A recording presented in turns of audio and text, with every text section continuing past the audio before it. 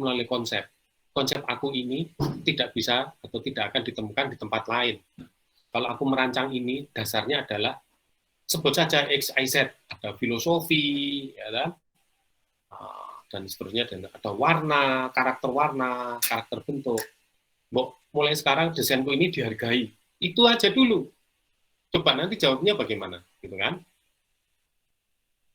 Kan Anda bisa memberi pendekatan, desainku itu dipandang dan dilihat orang itu eksklusif. Nah, kalau tidak menggunakan desain Anda kan berarti desainnya desain rumahan ya. Anda kan sekarang membuat desain bukan rumahan, tapi sudah akademis, gitu kan? Boleh Anda menawarkan seperti itu, Mbak. Modelnya sekarang royalti atau setiap sekian harga aku dapat sekian persen misalnya. Misalnya desain baju harganya 150.000. Aku minta satu baju ini setiap laku 15%, 10%. Kan bisa kompromi seperti itu. Jadi Anda merasa menjadi bagian dari itu. Anda pendekatannya kepada paman Anda, misalnya paman ya. Loh, aku kan bagian dari ini, ya kan? Setiap usaha ini aku membuat atau berkontribusi, kan begitu. Jadi kalau tidak ada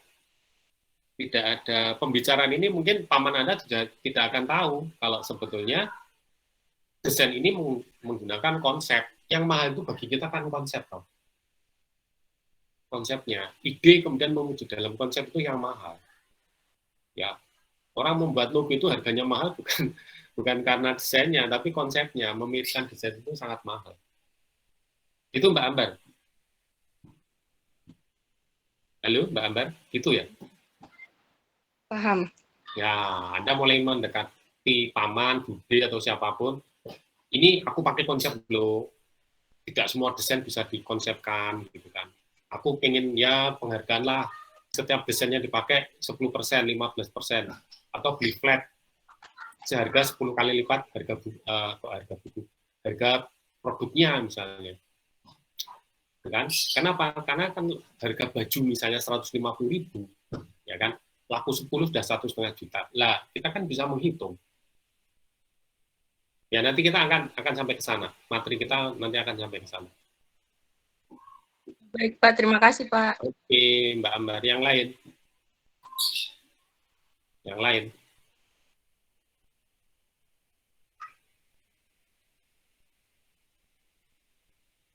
Yang lain? Ayo. Ini kok yang tanya dari tadi cewek semua ya? Cowoknya belum ada? Pak, saya mau tanya, Pak. Ya, siapa nih? Mas Dwi? Heri? Ya, Mas Heri. Ya. Haki itu untuk skala nasional atau internasional juga, Pak? Semisal di luar sana juga ada yang pakai nama brand gitu.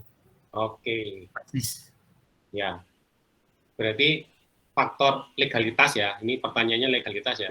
Untuk semua saja. Jadi hak kekayaan intelektual itu melindungi intelektualitas kita. Tapi yang dilindungi tidak boleh ide. Bukan ide. Tapi harus ada produknya, minimal 2 dimensi lah. Jadi tidak bisa kalau Pak saya punya ide, punya gagasan, membuat alat, kalau kita lapar dengan alat itu kayak ballpoint kita jadi kenyang. Nggak bisa.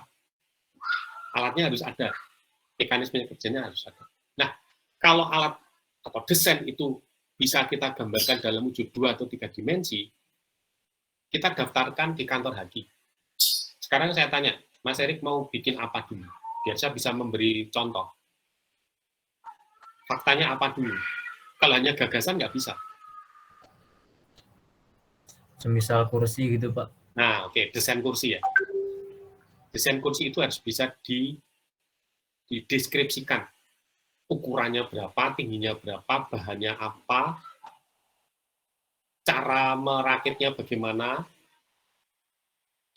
finishing-nya bagaimana, itu dulu. Oke. Kemudian Anda mendaftarkan, yang pertama adalah hak cipta dulu. Anda mendaftarkan gambarnya itu dulu hak cipta. Kemudian ciptaan itu mau Anda buat, berarti Anda sekarang mendaftarkan desain industri, karena akan dijual. Kan? Nah, kemudian nanti akan ditanya di kantor Haki, Mas, ini kok nggak ada mereknya? Berarti Anda sekarang menciptakan merek. Berarti Anda akan punya 3 kekayaan intelektual yang dilindungi. Selain memberikan atributif di sertifikat itu nama Anda, Erik Dwi, Anda punya hak ekonomi. Artinya orang yang akan menggunakan desain Anda itu harus izin, harus membayar kepada Anda. Atau kalau Anda mau jual ke Likna misalnya ya, atau Eleven atau Citos, itu sudah laku karena ada nomor perlindungannya. Nah, Haki itu melindungi itu. Ya. Nah, kemudian bagaimana penggunaannya? Hak kekayaan intelektual hanya berlaku di Indonesia. Kalau Anda mau jual ke Malaysia, merek Anda itu, Anda mendaftarkan di kantor Malaysia supaya dilindungi juga. Jadi kenapa banyak kecurangan-kecurangan yang terjadi merek orang lain, merek luar negeri kita pakai. Misalnya Pirkardin itu punyanya orang Cirebon. Kenapa? Karena Pirkardin tidak mendaftarkan gitu kan.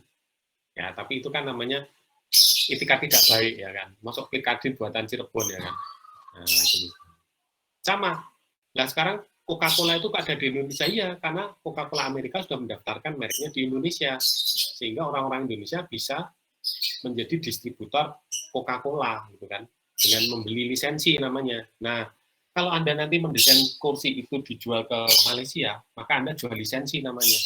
Nanti pabrik di sana akan membeli lisensi. Nah, itu perjanjiannya lain lagi. Mau royalti, mau flat. Itu. Ya, usaha kita itu, wirausaha kita itu bisa diberdayakan dan bisa dilindungi. Tidak hanya memberikan hak atributif, pemberian merek, tapi juga hak ekonomis. Secara ekonomis kita akan mendapatkan masukan dari situ. Itu ya, Mas Dwi ya, cukup jelas ya? Jelas Pak, terima kasih Pak. Ya, yang lain. Pak, saya mau bertanya lagi Pak. Silakan Mbak Ellen. Pak, bagaimana langkah-langkah membuat suatu merek yang bagus gitu Pak? Membuat merek yang yang bagus. Anda dari desain produk ya? Enggak Pak, Kria. Oh, dari Kria, baik. Nah, membuat merek yang bagus. Nanti kita akan, karena kalau ada brainstorming seperti kan berarti mahasiswa membutuhkan materi itu ya. Akan kita berikan tentang bagaimana merancang desain merek yang baik. Anak desain produk juga perlu. Desain produk itu harus tahu juga bagaimana membuat merek. Jangan sampai produknya ada wujudnya tapi nggak ada mereknya itu kan. Ini saya kira semua perlu ya, nanti baik Kria maupun desain produk akan kita kasih materi tentang membuat merek. Membuat merek identik dengan daerahnya. Itu yang pertama. Jadi kalau di Jogja itu ada nama gudeg Jogja, mesti harus ada Jogjanya, karena ada gudeg Solo misalnya ya. Contohnya seperti itu. Nah, gudeg Jogja itu supaya orang teringat tidak hanya nama gudeg Jogjanya. Ikon yang paling mewakili yang bisa digunakan dalam merek itu apa? Tugu Jogja misalnya. Oh, boleh. Jadi harus ada nama dan gambar. Mbak Ellen sekarang membuat mereknya khas dengan NTB atau NTT ya, Nusa Tenggara lah ya. Itu apa? Gunung Tambora sebagai mereknya. Ya, nanti ada gambar gunungnya. Jangan sampai Anda pakai merek Gunung Merapi, karena Gunung Merapi terkenal ya. Wah, itu sudah salah. Cara indikasi geografis sudah salah. Loh Pak, tapi kan terkenal. Atau mau membuat desain baju mereknya Borobudur. Wah, itu juga sudah salah lagi.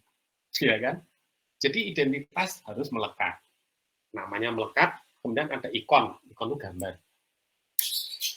Pak, kalau mau pakai nama Komodo boleh nggak? Nah, sekarang Komodo itu masuk wilayah Anda enggak? Ada NTT atau NTB gitu kan? Jangan sampai karena lu kan Komodo milik Nusa Tenggara ya nanti dulu. Belum tentu ya kan? Kayu Gaharu misalnya. Silakan. Jadi nama dan identitas itu melekat. Ya. Itu. Nah, nanti gambarnya mau presentasinya mau realistik, mau fotografis, mau dekoratif, itu kalau alasannya untuk biar reproduksinya gampang, nah kita jangan pakai warna-warna, jangan pakai gradasi ya, nanti kalau membuat reproduksinya susah. Mungkin pakai warna-warna primer, tertier, kemudian blok ya, pakai blok atau pakai dekoratif ya, dekoratif itu kan gampang, siapapun bisa. Tapi jangan sampai fotografis, nanti ketika akan dibuat reproduksinya susah, karena tidak semua percetakan mampu membuat atau mencetak model fotografis. Itu Mbak Ellen ya. Ada lagi ya. Nah, oleh sekarang tugas pertama ini ada Anda mempersiapkan usaha apa yang bisa Anda jual. Ya. Tadi fashion, Mas Dini kursi ya kan. Nah, yang lain apa? Jadi coba nanti kemudian kita membuat proposalnya, proposal penawaran barang supaya ini bisa laku di departemen perindustrian atau kantor Bekraf ya, atau ke koperasi ya. Barang-barang kita kan bisa dijual di koperasi dan seterusnya. Masih 5 menit? 5 atau 3 menit? Satu pertanyaan lagi, siapa?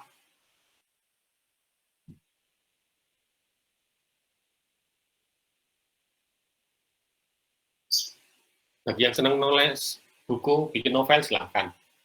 Ini saya udah kasih contoh buku-buku saya. Ini buku-buku saya semua ini. Satu buku itu saya tulis 3 bulan. 3 bulan itu jadinya 1 buku. Ada 6 buku, tapi di sini yang kelihatan cuma 5. Termasuk salah satunya buku Haki ya, itu produk saya itu sudah, buku Haki saya itu sudah dikutip banyak mahasiswa Fakultas Hukum, karena di Fakultas Hukum itu malah tidak ada mata kuliah Haki, itu nggak ada. Orang hukum itu membacanya ya hukum dagang, hukum ekonomi, hukum pasar, tapi kekayaan intelektual malah mereka nggak dapat. Jadi buku saya itu sudah banyak dipakai orang. Ayo, oh ya saya mengingatkan kembali, jangan lupa absen online ya.